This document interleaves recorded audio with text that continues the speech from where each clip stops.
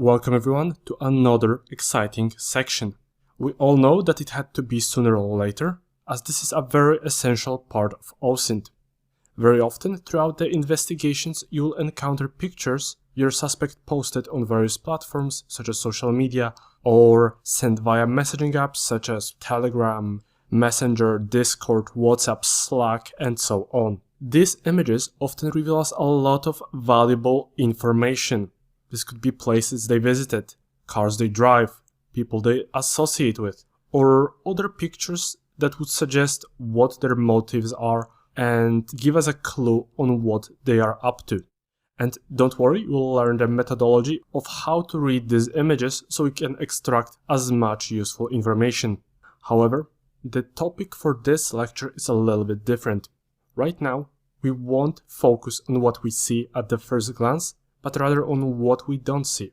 If you have been using technology for some time now, you might have realized that lots of files have something called metadata. Metadata, by the definition, is data that describes other data.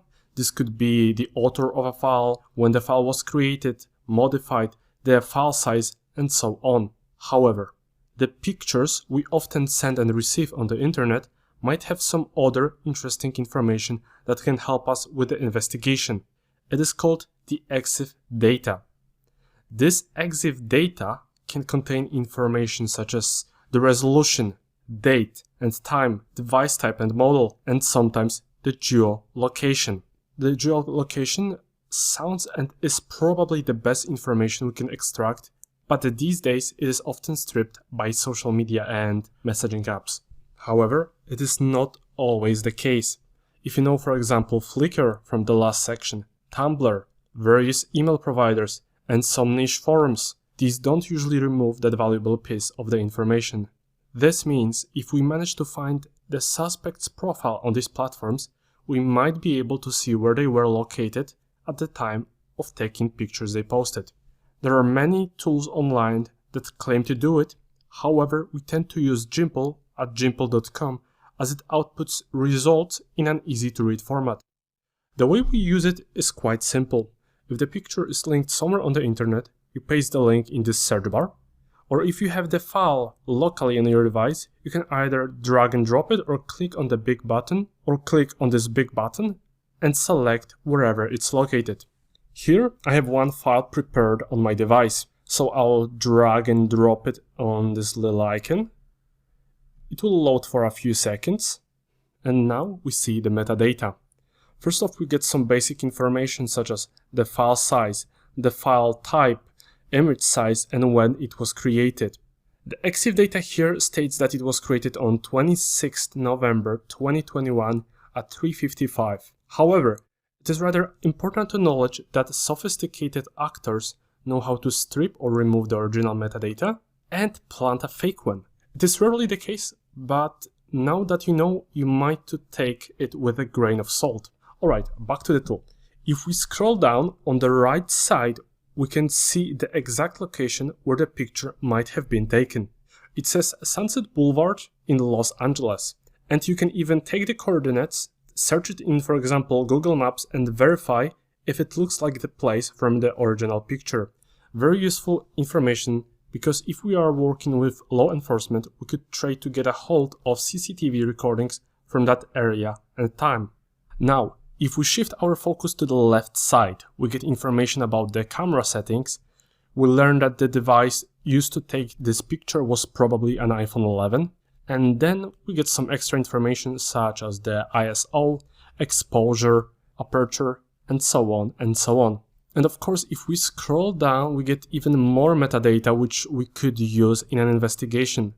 Now, as I said, it will be rarely the case that we get the exact location where the picture might have been taken.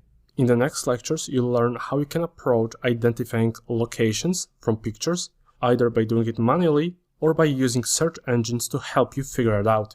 Also, you might have seen it lately on the internet in the game GeoGuessr, which pretty much shows you the street view of a place, and you have to guess where exactly it is. It is a good practice, however, stay tuned, as in the next lectures we'll show you tips and tricks on how to approach it. That's it for now. Try out this tool yourself, and thank you. Now that we know how to check a particular picture's EXIF data, we can introduce you to something more consistent that tends to yield us information more often. You have probably already guessed this lecture is about reverse image lookups. Even though we have shown you the reverse lookup image extension in one of the first lectures, the topic is so essential in OSINT that it deserves its own section.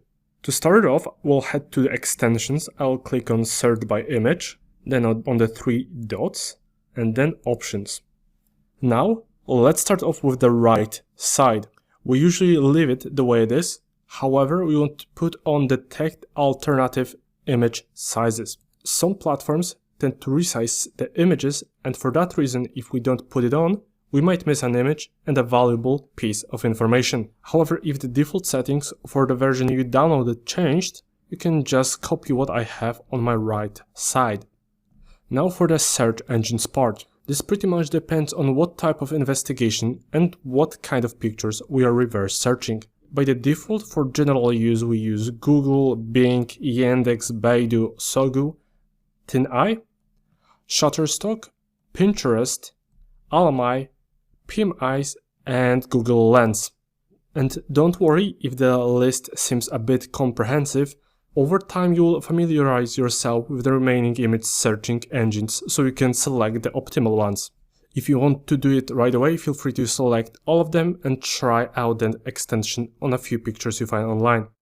However, keep in mind that it will open a lot of tabs, meaning it might slow your device while it's loading. However, if you are doing it from within the virtual machine we downloaded, you might not have enough RAM memory to do all of it at once, so feel free to split it into like batches. Now that we are ready, I will go to this Pinterest post I saw the other day. And since we are here, Pinterest is also a great image searching engine. If you have a picture open and you just click on the magnifying glass icon, and depending on what you select, it will show you similar pictures. So you can just select a little bit more or a little bit less, and it will show you similar pictures posted by various members. So now let's go back. And the way we use the image search extension is we right click on an image, search by image, and then we can either perform a search on one particular search engine, or we can do all of them at once. I'll go with all. And as you can see, 10 or 11 windows popped up. So instead of copying the image and pasting it in all of the search engines, the tool does it for us. Okay, so let's start off with the first one, which is Google. We can already see that we got a few matches, even though there are some additions in other found pictures. Right away, we can tell that some musician used it in their album cover. Now I'm using it just for the purpose of this demo, but if you have a picture your target posted, you'll apply the same methodology. Alright, so let's go to the next tab. Microsoft Bing has also found a few pages with this image. Both of them have been posted on Reddit, so if it was a person we are after, we could go there and search for additional clues. Right, so the next one is Yandex. And if we scroll down, we can see that Yandex went a step further and found the same picture, but with a different color correction applied. Then we get a few other hits which appear to be on YouTube, but if we were to resize the selected part of the image, we can get some other results. So if we now scroll down, we can see that it's actually different already pictures. So let's try to select all of it and see what results we get. Right, so it's YouTube, YouTube, YouTube, and then we view all. We get a bunch of YouTube videos, then something from some Russian website, some MP3 download website, and so on and so on. A lot of hits. Another one is Baidu. And if we scroll down, we can see that we found this picture a few times. One is blurred, and then here it's a little bit edited. The next one is Sogu. And we can see that it failed to find this picture. So we can already see how different search engines are based on different algorithms and different indexes. And let's give the next one a look, and it is TinyEye, and it has also found 5 matches. It used to be one of our go-for image search engines, but it has been struggling with finding pictures other search engines are easily able to find. Then the next one is Shutterstock, and it means this particular picture is not available in their database because it's a website where you can buy or sell stock images. Then once again Pinterest, and this search found us quite a few versions of this picture, including a cropped one, an altered one, and so on and so on. Then we get nothing on Alamy. How about PimEyes? Alright, so PimEyes is a little bit different of a search engine. This is more of a face search engine than picture search engine, but don't worry, we'll cover it in the next video. And then let's have a look at Google Lens. Funnily enough, it has identified the car model, same as Yandex, but on the right side of the screen you won't see many results. In order to see results of this exact picture, we just click on Find Image Source. It will load for a second, then show us all the indexed pages where it has detected this or a similar picture. And if you keep scrolling down, you can see that it has identified lots of them. Alright, so for now I will just close all the search engines and let's just leave cleanup.pictures. You might wonder, why do we need it? Well, sometimes there will be pictures that have something thrown off the search engine. It could be an object covering something important in the picture. For example, a tree partially covering a unique tower. For that reason, some search engines might not focus on the tower in the picture, but rather on the tree. So for the purpose of this demo, I will just use the picture from the last lecture. I will drag and drop it. Let me get it. Okay. Now they have the free version and the pro version, but the free version is good enough. So I'll just continue with SD. And now the tool is very simple to use. We have a brush and an option to zoom in and zoom out. We can change the brush size, but it depends on what picture you are working with. Here I'll just leave it the way it is and highlight the banner in this picture, for example. Let me just cover all of it, including this little part. And now I will release it. It will load for a few seconds. And now you can see that it does a very good job removing that banner from the picture. And keep in mind that every time we try to remove something, it will load for a few seconds before the changes are applied. Now that we are done, we can click on the download in the right upper corner and save it wherever we want. But I won't save it for now, I'll just click on cancel.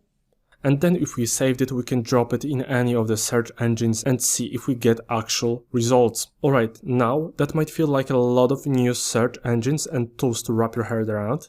I encourage you to keep practicing and see what works the best for different types of pictures. From our experience, all of the ones we showed today, besides the stock one, are great and can identify people, faces and places, but I will leave you with that. See you in the next lecture where we get into the facial recognition tools. Thank you. Welcome back.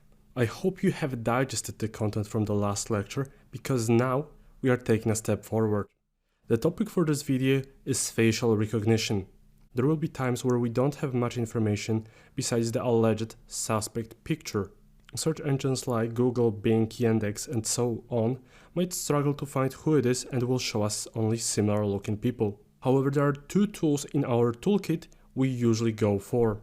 Both of them are based on a similar principle, meaning they use some sort of machine learning or AI in order to analyze images against other images that were uploaded on the internet. Even within the OSINT community, both of these tools are considered to be creepy. This means unless you know what you are doing, you would not necessarily upload an image which is not already online, as it might get added to your database. So let's start off with the first one. We can find it under facecheck.id. Right away we are presented with a rather odd looking interface. And if you look at the payments options under buy credits, you can see that they only accept cryptocurrency payments. Let's also have a quick look at the frequently answered questions section, and you can here learn about the scores, how they're assessed, about the red flags. So pretty much if a picture is flagged, it means it's probably and it's likely to be from an X-rated website. Then if you scroll down, you can learn how you can delete your face from the search. You can just follow the instruction here. And another important aspect is that you are not allowed to search for people below the age of 18.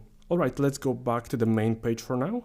The procedure is rather simple. We click on browse and then find the picture we want to look up. But you can also do drag and drop by doing it like this. It will load for a second. And for the purpose of this search, I used my own picture from a few years back, but when trying out this tool, do it only at your own discretion.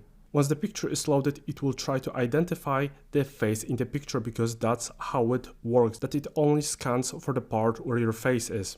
Now that it's loaded, I can click on the red button, search internet by face. Now we need to go through the terms of use and liability waiver. So feel free to read through this and then proceed with agree and search. Then we need to prove that we are a human. And it will load for a second and let's give it some time. Right away I'm presented with a picture of myself from my LinkedIn page and the score is roughly 80. Even though I would say I don't look similar in those pictures, it was able to find it. Also, I have already gone through all the pictures below and it was the only one it was able to find with a score above 80. Then with a target who is not obsessed with their privacy and that tends to share at least some pictures online, you are likely to find more accurate matches. I'm not going to show you any more examples here out of respect for other people's privacy, however now we will demonstrate you the second option. It is called PIM Eyes and we have already come across this one when doing the reverse image search lecture. The process is similar to the one from the first tool. We get the page where we can conduct the search, then another one where we can see the pricing, the frequently asked questions section, and if we want to have our pictures removed, we have the opt-out section. I will repeat the procedure by clicking on upload photos, and now I'll just drag and drop it here. It will load for a second.